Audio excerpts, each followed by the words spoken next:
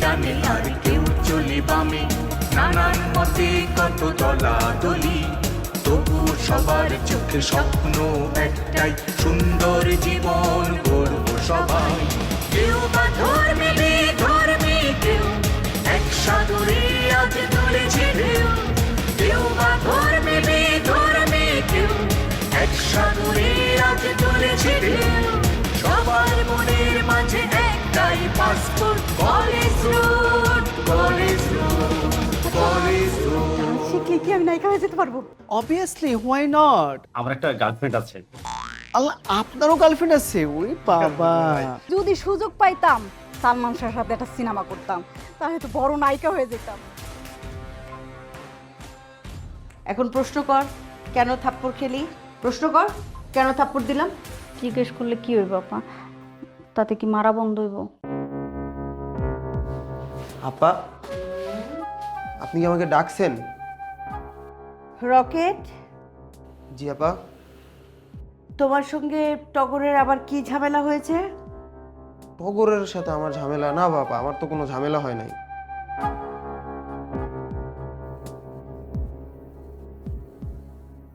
ও যে বলল তোমার সাবানের মধ্যে তুমি অস্ত্র ফিট করেছো, টগরের সারা মুখ কেটে গেছে, ফেটে গেছে। আপা, এটা তো ডাহা মিথ্যা কথা। আমি অস্ত্র পাবো কই যে আমি সাবানের মধ্যে অস্ত্র ভরবো? তাহলে টগরের মুখে কি কি হয়েছে সেটা কিভাবে হলো? আপা, মুখ ছুইলা টুইলা কাইটে টাইটে যায় না, এই সামান্য একটু জানা ছুলছে আর কি। কিভাবে ছিলে গেল? আপা, আমি ওই যে আমার সাবানের মধ্যে ছোট্ট ভাঙা এক টুকরা ব্লেড রাখছি, যাতে কেউ চুরি কইরা আমার সাবান দিয়ে মুখ না ধুইতে পারে। কি রেখেছিলে সাবানের মধ্যে? ছোট একটা ব্লেড আপা, ভাঙা।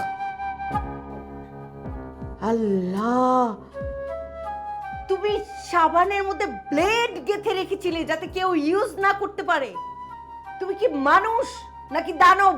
এই ছেলে, তোমার এই সামান্য সাবানটা দামি নাকি মানুষের একটা চেহারা দামি? মানুষের চোখ, নাক, মুখ সবকিছু দামি। এখন তোমার এই ব্লেডের কারণে যদি টগরের চোখটা কাটা পড়তো তাহলে কি হতো? সারা জীবনের জন্য ছেলেটা অন্ধ হয়ে যেত, মারাও যেতে পারতো। আপা, সাবানটা অনেক দামি সাবান, বিদেশ থেকে আনছি, এটা আমার আবেগ আপা। দাঁড়াও, শোনো। আচ্ছা, তোমার মনটা এত ছোট কেন বলো তো? সাবান কোনো ঘটনা না, তোমার মনটা অনেক ছোট। পুঁটি মাছের আত্মা বলে না, তার চাইতেও ছোট। এত ছোট মন নিয়ে তুমি এই পৃথিবীতে আছো কি করে? তোমার তো দিন রাত 24 ঘন্টা অশান্তিতে থাকার কথা, কারণ ছোট মন নিয়ে কেউ শান্তিতে থাকে না রকেট পৃথিবীতে। শোনো রকেট, আমি তোমাকে কিছু টাকা দিব, তুমি সেই টাকা দিয়ে সুন্দর সুন্দর কয়েকটা দামি দামি সাবান কিনবে। তোমার প্রত্যেক রুমমেটকে একটা করে সাবান দিবে উপহার। বলবে না যে আমি টাকা দিয়েছি, বলবে তোমার তরফ থেকে তুমি উপহার দিচ্ছ। তখন কি হবে জানো রকেট? তোমার আত্মার মধ্যে দেখবে তুমি কিরকম শান্তি পাচ্ছ, কিরকম আনন্দ পাচ্ছ। আরে বড় মন নিয়ে বাঁচো রকেট।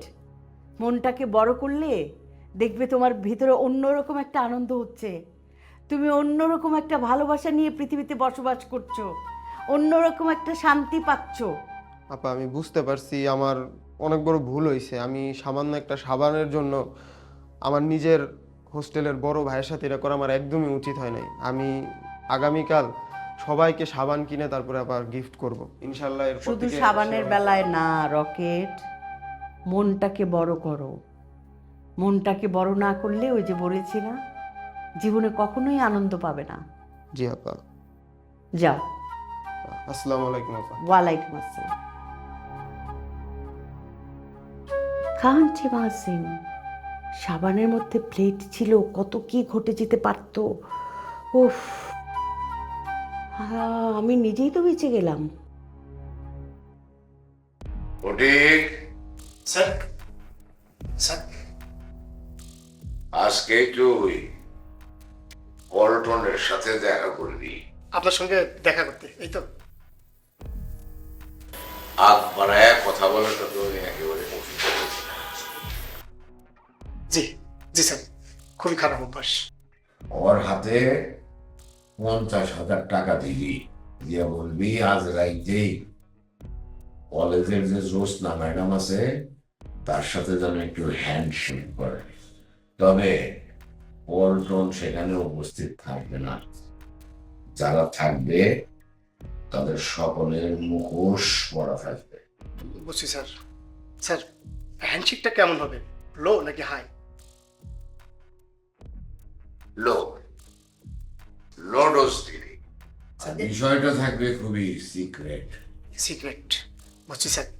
স্যার, একটা বিষয় বুঝলাম না। কি বিষয়? এই যে স্যার আপনি 50,000 টাকা দিবেন এই কাজটার জন্য, এটা তো 50,000 টাকার কাজ না, মাত্র 2,000 টাকার কাজ। 2,000 টাকার হলেই তো এই ধরনের কাজ করা যায়। বেশি কথা বললে আয়ু কমে যায়। আমি টাকায় না ডলারে হিসাব করি। জি জি, স্যার আসি স্যার।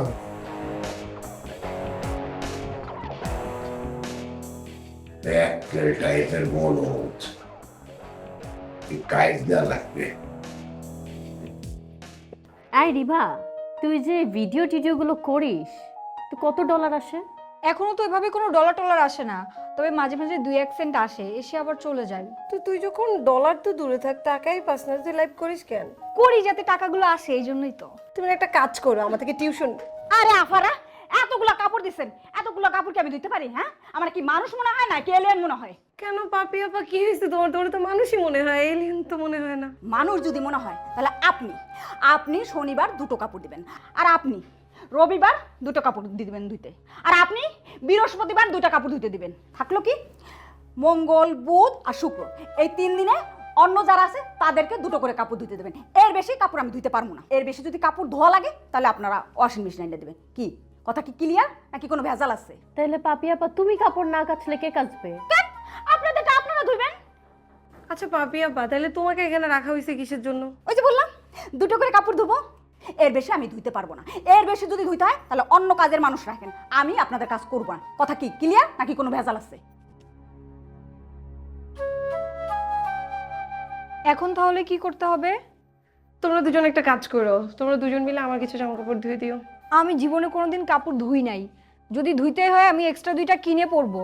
আর কাপড় কিভাবে ধোয় সেটা তো আমি দেখিই নাই। তাহলে এখন কি করা যায় বলো তো? রূপালী শোন, টাকা পয়সা দিয়ে কিছু সেটিং করা যায় না? বাহ বাবা, বেতনও দিব আবার ঘুষও দিব। আচ্ছা হয়েছে হয়েছে, এত দূর পর্যন্ত যাওয়া লাগবে না।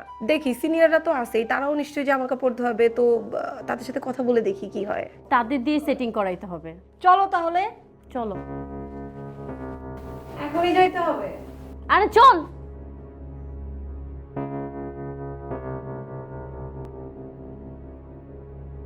কি ফটিক ভাই, এত তাড়াহুড়া করে ডাকছেন, কি ব্যাপার? আছেন কেমন? হাসিফ ভালো আছে, আপনি ভালো আছেন? আমি ভালো আছি। এখন বলেন কি বিষয়? বিষয়টা হলো জ্যোৎস্না ম্যাডাম। আজকে রাতের মধ্যে জ্যোৎস্না ম্যাডাম যেখানেই থাক না কেন তার সঙ্গে একটু হ্যান্ডশেক করতে হবে। তবে মনে রাখতে হবে হ্যান্ডশেকটা যেন হাই কোয়ালিটি না, একটু লো কোয়ালিটি হবে, লো ডোজ। শেষে তার একটা বিষয় মনে রাখতে হবে, এই হ্যান্ডশেক করার সময় অবশ্যই আপনি থাকবেন, আপনার লোকজন থাকবে, মুখোশ পরা, সিক্রেট বিষয়। ঠিক আছে, এই যে বস।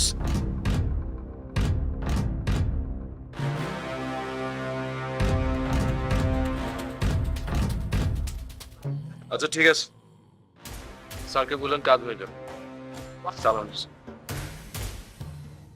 আর একটা বিষয়, এই বিষয়টা কিন্তু অত্যন্ত গোপন, খুবই সিক্রেট। এর সঙ্গে যে আপনি জড়িত আছেন কোনোভাবেই যেন প্রকাশিত না পারেন, ঠিক আছে? ফটিক ভাই, এটা কাক পক্ষেও জানতে পারবে।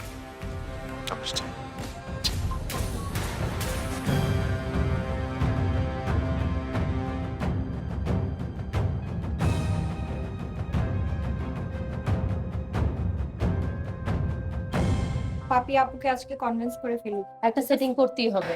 একদম একদম, আগে পাপি আপা আসুক, আজকে যেমনেই হোক হামতাম আরে পাপি আপা, পাপি আপা তুমি কেমন আছো? আমি ভালো আছি। কি করবেন তাড়াতাড়ি কোন, আমার মেলা কাজ পড়ে রইছে, কাজ করতে হইব, তাড়াতাড়ি কোন। পাপি আপা, আমাদের না অনেক কষ্ট হইতেছে। কেন কষ্ট হইতেছে?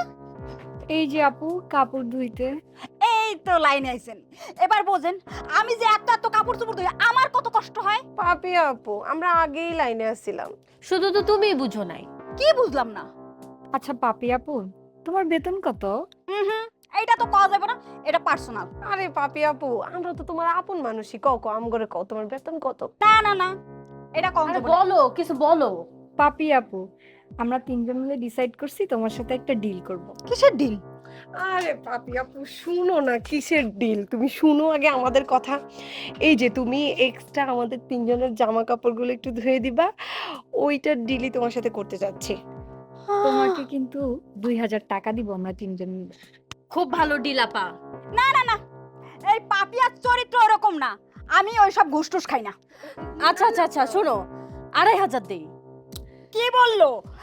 আমি কোনো ঘুষ টুস খাই না, আমি কোনো টাকা পয়সা নিতে পারবো না। আরে পাপি আপা, এটা কোনো ঘুষ না, এটা তো ভালোবাসা। আমরা তিনজন মিলে তোমারে ভালোবাসা দিচ্ছি, 3000 টাকা দিব তোমারে, রাজি হয়ে যাও। আরে রাজি হও। ও, জানি, আসলে বুঝছি তোমরা তো অনেক বাচ্চা মেয়ে, তোমাদের অনেক কষ্ট হয়ে যেতেছে। আচ্ছা, তোমাদের মুখের দিকে তাকায় আর কি আমি মাইনে নিলাম। তোমরা কিন্তু আবার মনে করো না পাপিয়া ঘুষ খায়। এসব ঘুষ টুস কিন্তু আমি খাই না। শোনো, তোমাদের রুমে তো আরো মেয়েরা আছে না? এই তোমাদের কাপড় চোপড় একটু চাপে রাইখা দিও, চাপায়া। আমি সময় মতন ধুইয়া দিব। এই কারোর সাথে আবার এইসব বইলো না, বুঝো না? এই টেনশন তুমি করো না। কি সুইট তোমরা না। থাকো থাকো। হ্যাঁ, যাও পাপি আপা, পৃথিবীতে পাপি আপা তোমার মতো অনেস্ট মানুষ আমি কোথাও দেই নাই। তুমি ঘুষ খাও না, 3000 টাকা তুমি ঠিকই খাও। শালা। আচ্ছা ভালো কথা, তোর মানে কস্টিউম গুলো না অনেক ভালো, মানে তোর একটা ব্যাপার আছে, তুমি খুব ম্যাচিং ড্রেস পরো, জাস্ট আমার মতো। হ্যাঁ, খুব মিল আমার সাথে আর কি। মানে আমি যেমন একটা স্মার্ট ব্যাপার আছে, তোমার ভিতরে সেই স্মার্ট ব্যাপারটা আছে। মানে হয় না, আমরা যারা নাচের মানুষ, ইন ফিউচার ভালো নাচ করতে চাই, ইন্টারন্যাশনাল অ্যাওয়ার্ড নিতে চাই, ওই ব্যাপারটা আমাদের ভিতরে আছে। আই মিন আমাদের মানে তোমার আমার। তুমি কিন্তু চাইলে আমার নাচ শিখতে পারো। তুমি তো শুনে ফেলেছো যে আমি কি, আমি নাচ শেখাই সবার। হ্যাঁ, আমি অ্যাকচুয়ালি একটু চুজি, বুঝছেন, সবসময় স্মার্টলি চলাফেরা করতে পছন্দ করি, যেন আর 5 জনের থেকে আমাকে একটু ডিফারেন্ট লাগে। ভেরি গুড, এটা তো চাই আমরা যারা ইন্টারন্যাশনাল খেলতে চাই, মানে নাচের খেলতে চাই, আমাদের কস্টিউমটা এমন হওয়াটাই প্রয়োজন, তাই না? মানে দুজনের ভিতরে একটা ম্যাচিং ব্যাপার আছে, হয় না? যে যারা ডান্স করে মানে ওরা অলওয়েজ একটা ম্যাচিং এর উপরে থাকে। হ্যাঁ, কি এমিলি, এখানে কি হচ্ছে? আরে তেমন কিছু না ভাইয়া, অ্যাকচুয়ালি আমার প্রশংসা করতেছিল, আমাকে নাকি অনেক সুন্দর লাগে, আমি অনেক স্মার্ট, আমার ড্রেস আপ খুব ভালো, এগুলোই বলতেছিল ভাইয়া। মানে ওরা তোমার সুন্দর লাগে, ওর ড্রেস আপ স্মার্ট, এত কিছু তুমি নোটিস করো। আমাদেরটা কোনোদিন করছো? কোনোদিন বলছো আমাদের সুন্দর লাগে? তোমাদেরকে কি বলবো, তোমরা তো জাস্ট খ্যাতের মতো থাকো। তোমরা তো চাও না যে তোমরা একটু স্মার্ট হবা। মানে আমি যেমন এই যে কস্টিউমে দেখছো কেমন মিলিয়ে পড়ি, তোমরা তো পড়তে চাও না, তোমরা জাস্ট একটু পিছুটি। বাই দ্য ওয়ে, ওকে বলছিলাম, এই কি হচ্ছে এখানে? না তেমন কিছু না, এমনিতেই একটু কথা বলছিলাম আর কি। এত রাত্রি কিসের কথা? তাও আবার ওই যে মহিলা হোস্টেলের এক মেয়ে আর পুরুষ হোস্টেলের 2 ছেলে। হ্যাঁ, ঘটনা কি? আমি তোর এই কোশ্চেনই জিজ্ঞেস করতেছিলাম। না, মেয়েটা একটু সুন্দর, কথা বলছিলাম। তোমার তো সুন্দরই মনে হয়, তুমি তাহলে সুন্দরের উপরেই থাকো। হ্যাঁ থুকু, আপনি সম্মান তো করি, যাই হোক ওরা এখন না শিখায় কি হবে? এই যে ছেলে নায়কের মতো দেখতে, 2 দিন পরে হিরো হবে, ও শিখানো যায় না? আমি সবাইকেই শেখানোর ট্রাই করি, ঠিক আছে? আমি কাউকেই বাদ দিই না। আচ্ছা, we are so sorry for that. আচ্ছা চলো আমরা যাই উপরে, চলো। এই আপনি একা যান, পরে যাবে, যান। এই আপনিও যান। গায়ে হাত দিচ্ছ কেন? ফালতু গায়ে হাত দেবো, যান। আচ্ছা, খালি নাচ শিখতে আসছি। ওই এমিলি আছে না, ওর নাচের কিছুই পারে, নাচ তো পারি আমি, নাচের একাডেমিক শিক্ষা আছে আমার কাছে, কত অ্যাওয়ার্ড পাইছি, দেখাই নেই আরে কই নেই মানুষের কাছে। হ্যাঁ, কারণ আমি সবাবটা আপনাকে ইংলিশে কয়, এসব তো আর পারি না। যাই হোক, লেট করেন না। এই আবার পৌঁছে দিয়ে যা, আমি শিখাই দিবানে না। সুন্দর মেয়ে, দেখলেই ভালো থাকে। বাহ। আমি বজলুল হাকিম খান। এই ঢাকা শহরে আমার অন্তত 10টা অফিস আছে, শত শত কর্মচারী আমি নাকের দড়ি দিয়ে ঘুরে বেড়াই। এত বড় প্রতিষ্ঠান আমি কেমনে চালাই? আমার হিসাব টাকায় হয় না, প্রতি মিনিট ডলারে হয়। হ্যাঁ, আমার এই প্রতিষ্ঠান আমি কি হাওয়া দিয়ে চালাই না, আমার লোক আছে। আপনি আমার ব্যবসায়িক পার্টনার, সেই কারণে আপনি জানেন না আমি ভিতরে কতটা ভয়ঙ্কর মানুষ। আপনি এক লোকের কাছ থেকে 18 কোটি টাকা অ্যাডভান্স নিছেন। এই আপনি যে 18 কোটি টাকা অ্যাডভান্স নিলেন, কার কাছ থেকে নিলেন সেটা কি আপনি আমাকে জানাইছেন? আপনি আমার অ্যাকাউন্টের টাকা না ঢুকাইয়া আপনার কাছে টাকাটা রাইখা দিলেন কেন? আমি আপনাকে বলতেছি 10 মিনিটের মধ্যে আপনি আমার অ্যাকাউন্টে পুরো ব্যালেন্সটা ট্রান্সফার করবেন, তা নইলে আমার ভিতরের যে রূপ সেটা আপনি আমাকে বার করতে বাধ্য করেন না। কথাটা ফাইনাল। হ্যাঁ, জরুরি স্যার। কি বিষয়? রাঙা ভাই, মানে খবর কি কিছুই শুনেন না আপনি? কত খবরই তো শুনি। আপনি কোন খবরের কথা বলতেছেন? মানে গতকাল রাতে জোৎস্না ম্যাডামের উপর মানে কারা যেন হামলা করেছে, তাকে মেরেছে, এবারকে ফিজিক্যালি অ্যাসল্ট। বলেন কি? হ্যাঁ, কে মেরেছে? কোথায় আছে সে এখন? হাসপাতালে। কেন মেরেছে? মানে কোন হাসপাতালে? বলেন কি আপনি? আমাদের ম্যাডামের গায়ে হাত কাউকে কি চেনা গেছে? কারা আক্রমণ করলো? জানি না, কিছু জানি না। জানেন না? আমার তো এখন বুক ফাইটা চিৎকার দিয়ে কাঁদতে ইচ্ছা করতেছে। হ্যাঁ, এইরকম একজন ভালো মানুষ তার গায়ে আঘাত করছে, কে করতে পারে? সে যেই হোক না কেন, এটা আমি খুঁজে বাইর করবই আমি। চলেন তো একটু দেখে আসি কোন হাসপাতালে। চলেন। আপনি যাবেন তাহলে? চলে তাহলে এখন চলে। চলছি। হ্যাঁ, কোনো আলাপ নাকি? আমার ম্যাডামের গায়ে হাত দিছে, কার এত বড় বুকের পাটা? চলেন আপনি। তোমরা তো ইতিমধ্যে সবাই জেনে গেছো যে খুব বাজে একটা জঘন্য কাজ হয়েছে। আমাদের সবার প্রিয় জ্যোৎস্না ম্যাডামের উপরে হামলা হয়েছে, দুর্বৃত্তকারীরা তার উপর হামলা করেছে। এটা কি ঠিক হয়েছে? না না, এটা কাম্য না, আসলে কাম্য। আমি ব্যক্তিগতভাবে অনেক কষ্ট পেয়েছি আপু। এটা কষ্ট লাগারই বিষয়, আমাদের সবার ভীষণ কষ্ট হচ্ছে। আমি আর আরশি ম্যামকে দেখতে গিয়েছি এবং ম্যামের কাছ থেকে পুরো ঘটনাটা শুনে যেটা বুঝতে পারলাম যে এর পেছনে একটা বড় ধরনের চক্রান্ত আছে। কিন্তু কে বা কারা এর পেছনে আছে, কারা করছে এই চক্রান্ত, এটা বের করার দায়িত্ব কর্তৃপক্ষের। এখন পর্যন্ত কর্তৃপক্ষ চুপ, মনে হচ্ছে কোনো ঘটনাই ঘটেনি। কিন্তু তারপরও আশার বিষয় হচ্ছে পুলিশ বাদী হয়ে মামলা করেছে। মামলার অগ্রগতি হলে আমরা জেনে যাব যে কে বা কারা এর চক্রান্তের পিছনে ছিল। আইনের প্রতি আমার আস্থা আছে।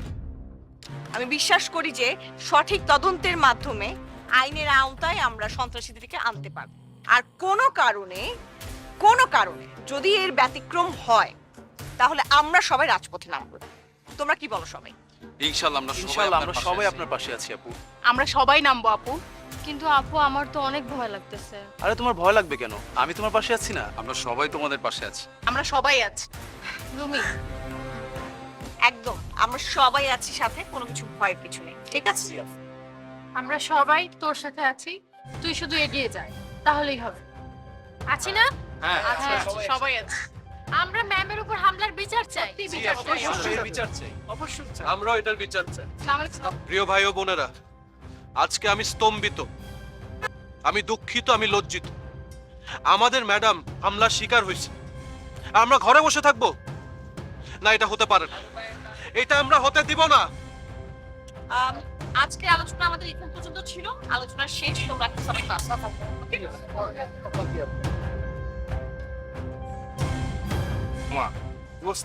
আমার যা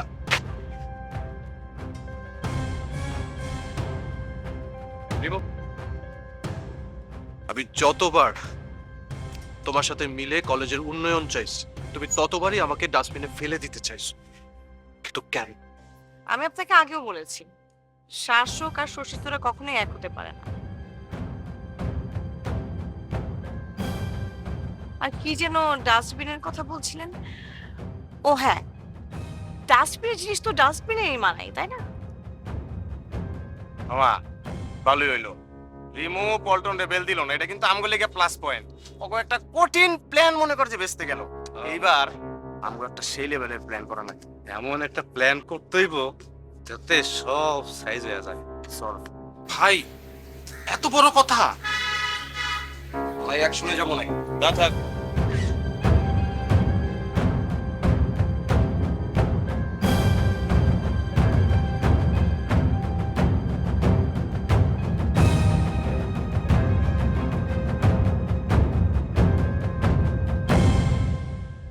ছি ছি পাপিয়া, তুই পেঁয়াজ চুরি করছিস? এত ছ্যাচরা চোর তুই। আমি শপথ গ্রহণ করিতেছি যে আমি শপথ গ্রহণ করিতেছি যে ইহ জীবনে জীবনে আর চুরি করিব না।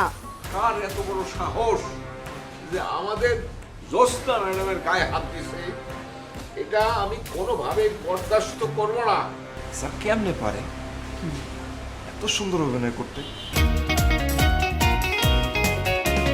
কেউ শিক্ষক, কেউ শিক্ষার্থী, কেউ থাকে হোস্টেলে, কেউ বা হলে, যে যেখানে থাকি সব কিছু দিয়ে ফাঁকি।